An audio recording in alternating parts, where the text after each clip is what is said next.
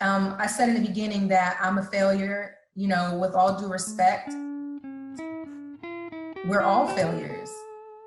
And I hope that you guys understand when I say that I'm not saying it from a disrespectful standpoint. We are all failures, and it is okay. And I need everybody to be okay with saying, you know what, I am a failure. I have failed. I am going to continue to fail. I failed yesterday. I'm going to fail tomorrow, and that's okay. Because one of the quotes that Danielle had as well, and I received it so well, is that none of my success meant anything without my failure. I learned so much more from failing than I did from accomplishing something. What if I would have been successful at that partnership?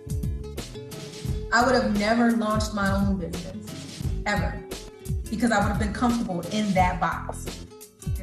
A lot of times you'll find yourself around people that don't necessarily have the best intentions for you.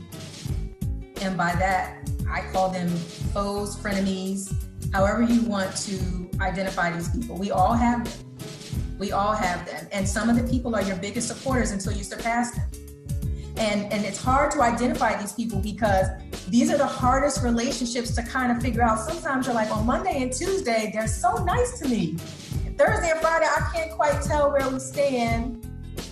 You don't know, because these people have dark agendas. And it might not necessarily be something personal towards you. It could just be what's rooted in them because they haven't been able to free themselves from that. Now, to combat the 3 F's, you need the 3 P's. That's position. What do I mean by position? You're positioning yourself around like-minded people you can learn from, people that do not mind sharing their failures with you. Somebody that has zero problem telling you, I am a failure and I have succeeded. This is how I succeeded, and outlining what their failures were. The second P is preparation. So one thing you'll realize is we're less afraid the more prepared we are. The more prepared you are about what you're focused on, the less your anxiety will take over you.